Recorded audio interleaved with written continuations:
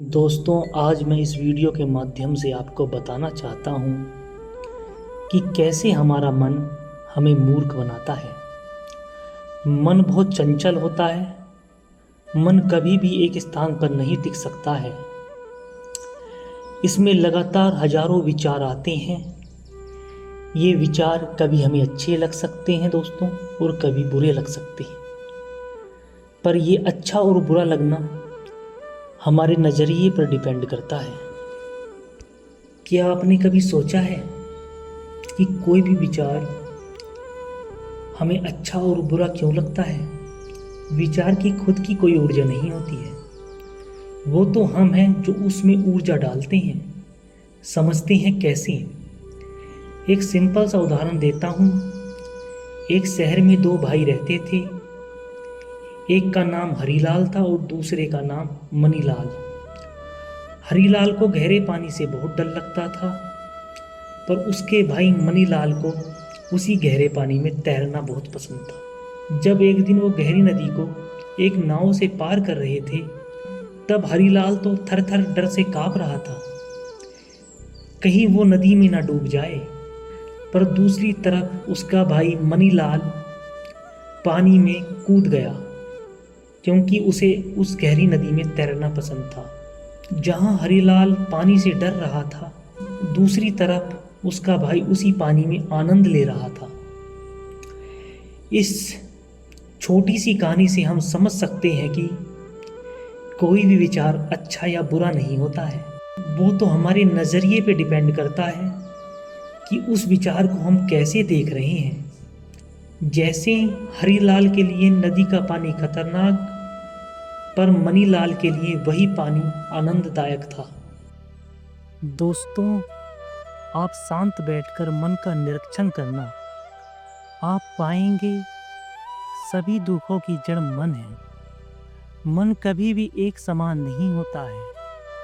आज मन को कोई बात सही लग रही है और कुछ क्षणों और दिनों में वही बात गलत लग सकती है। इसे एक उदाहरण से समझते हैं।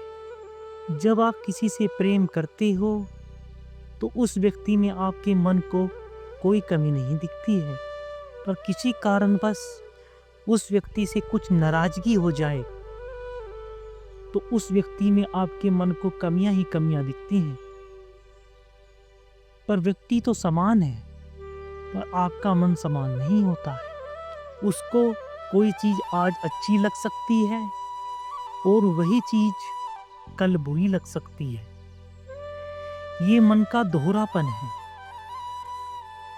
ये दोहरापन क्यों?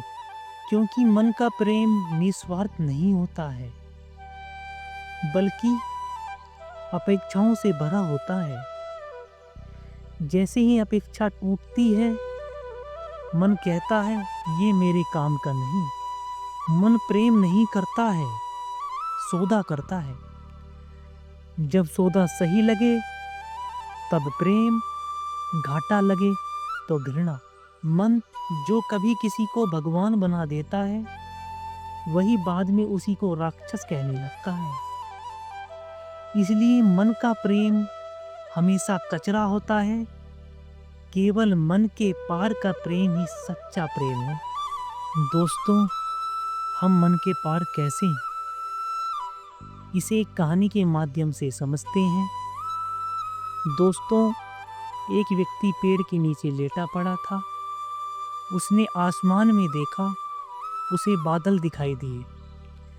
वह उन बादलों से इतना आकर्षित हुआ कि उन्हें पकड़ने की चेष्टा उसके मन में हुई। वह उठा और बादल के पीछे पीछे भागने लगा। एक बादल छूटा तो दूसरे बादल के पीछे भागता। ऐसा वो पूरा दिन करता रहा और थककर चकनाचूर हो गया। राह से एक फकीर जा रहा था। उसने पूछा, तू क्यों इतना भाग रहा है?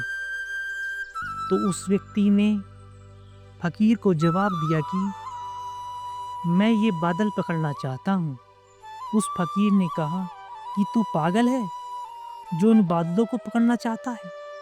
उस व्यक्ति ने कहा कि मुझे ये बादल बहुत मोहित कर रहे हैं, फकीर जवाब देता है, मोहित करने वाली चीज को पकड़ते नहीं हैं, उसे आजाद छोड़ देते हैं, उसे कैद नहीं करते हैं। दूसरी बात, ये बादल तेरे हाथ कभी आएंगे भी नहीं। इस कहानी से हमें क्या सीखने को मिलता है कि हमारे मन में भी हजारों तरह के बादल समान विचार आते हैं। हमारा मन कभी एक विचार की तरफ भागता है, कभी दूसरे विचार की तरफ भागता है, पर कभी भी हम इन विचारों को देखते नहीं हैं, ऑब्जर्व नहीं करते हैं। अगर हम इन विचारों को केवल देखें बिना ये सोचे कि कौन सा विचार अच्छा है और कौन सा बुरा, तो हम मन से दूर हट जाते हैं और केवल ऑब्जर्वर रह जाते हैं, जिसे ओशो ने साक्षी भाव कहा है। वरना हमारा हाल भी उसी व्यक्ति जैसा होगा जो उन बादलों को पकड़ने की चेष्टा कर रहा है।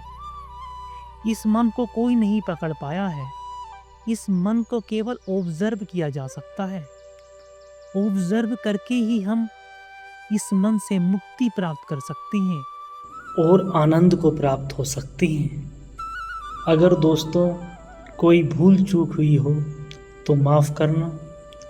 ईश्वर से यही आशा करता हूँ कि आपका जीवन आनंदपूर्ण